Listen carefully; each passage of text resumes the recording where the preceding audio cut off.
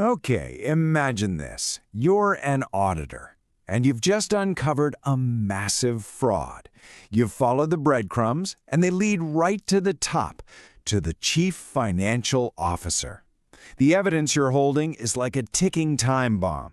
I mean, this isn't just about spreadsheets. This is the kind of thing that can bring a whole company down, costing thousands of people their jobs and their savings.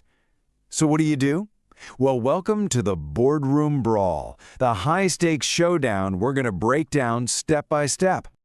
And look, this isn't just some textbook hypothetical. For an auditor, this is the absolute nightmare scenario. You can't just go to management because, well, management is the problem.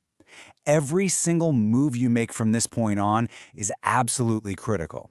We're talking about the future of the company and, honestly, your career hanging in the balance.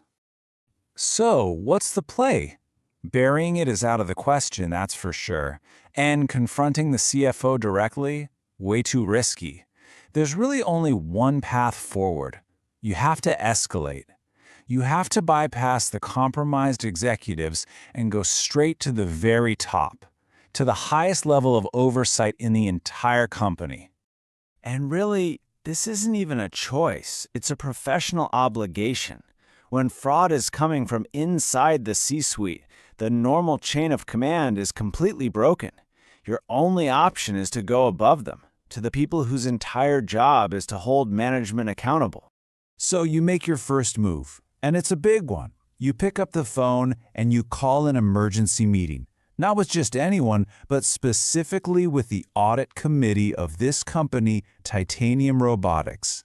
This is the opening gambit in a very high-stakes chess game. It's a clear signal that something serious is going down, and you need their immediate attention. And who are these people exactly?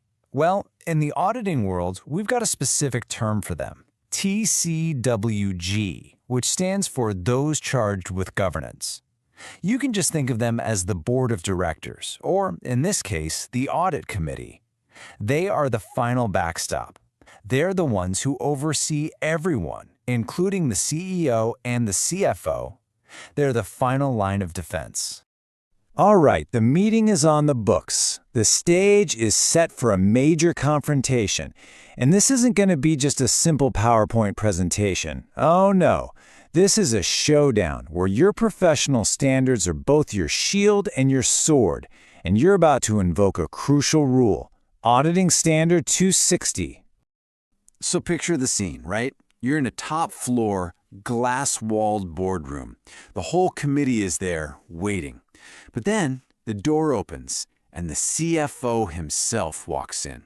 He tries to take a seat at the table, trying to get in front of the story and control the narrative.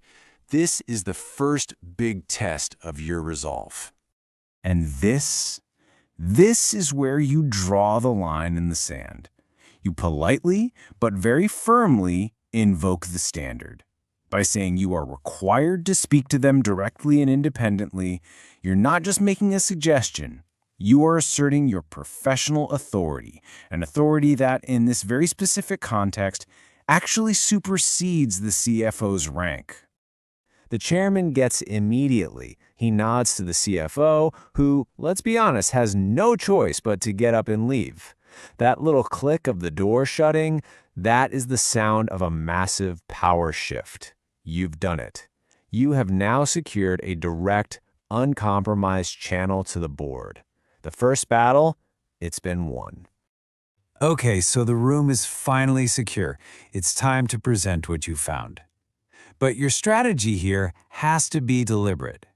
Instead of leading with the most damning memo, the smoking gun, you first expose the systemic failures that allowed the fraud to happen in the first place. And for this, you need another powerful tool from your toolkit, Auditing Standard 265. So you start laying out the data. You talk about the broken processes, the complete lack of oversight, what you call severe issues in the internal control environment. This approach is smart because it lets the committee grasp the depth of the problem before you point the finger at who is directly responsible. Now, you have to understand, not every little problem needs to be escalated all the way up to the board. There's a huge difference between, say, a minor control glitch that management can fix on a Tuesday afternoon and what you've found.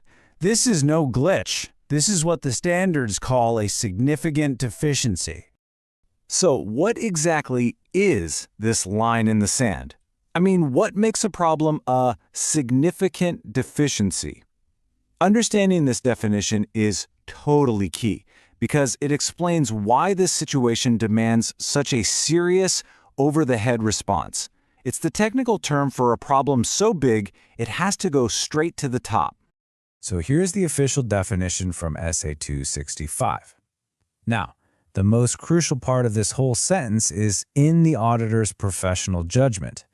That means it's your call to make, based on your expertise, whether a control failure is so severe that those charged with governance absolutely have to be told about it. And this right here shows you the classic signs. I mean, look at those last two: management override of controls and suspected management fraud. These aren't just abstract red flags from a textbook. They're exactly what you found. The CFO's actions, they check these boxes perfectly.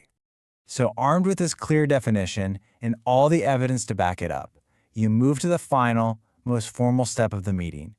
This is the moment where everything gets put on the record. This is the point of no return. And this just lays out the process perfectly. You follow the standard to the letter. You state you're mandated by SA 265. You identify the specific, critical issue, management override, and then you deliver your findings in writing. Sliding those sealed envelopes across the big boardroom table, well, that makes the gravity of the moment completely undeniable. The chairman opens his envelope and reads the letter. The room goes dead silent. You can just feel the weight of the discovery settling in. And then he looks up and asks the quiet, crucial question that confirms the power in the room has fully shifted. What is our next step, auditor? They're looking to you for guidance now. Wow, what a scenario, right? So now that we've walked through that boardroom drama, let's step back and distill the key takeaways. For any student or professional in this field, mastering these two standards, SA 260 and 265, is absolutely non-negotiable when you're faced with integrity issues at the top. This table breaks it down really nicely. Think of it this way. SA 260 establishes your right to have that direct line of communication with the board, with TCWG. Then, SA 265 dictates your duty to report these major control problems to them, and, very importantly, it requires you to do it in writing. And look, if you remember nothing else from this, remember these two terms. Those charged with governance, that's your ultimate audience when management goes rogue. And a significant deficiency is the official trigger that requires you to contact them. So here it is, the bottom line. The crucial point is that the standards give you a clear, non-negotiable protocol. When you suspect fraud that involves management, your communication has to be direct, it has to be independent, and your most serious concerns must be put in writing and delivered to those at the very top. It's your ultimate professional safeguard. So you've done it. You've successfully escalated the issue and put the board on notice. But this is far from over. I mean, telling them about the fraud is one thing, proving it is something else entirely. Now the real work begins, the hunt for physical evidence, which leaves us with a pretty big question for next time. Is that multi-million-dollar robotic inventory even really there?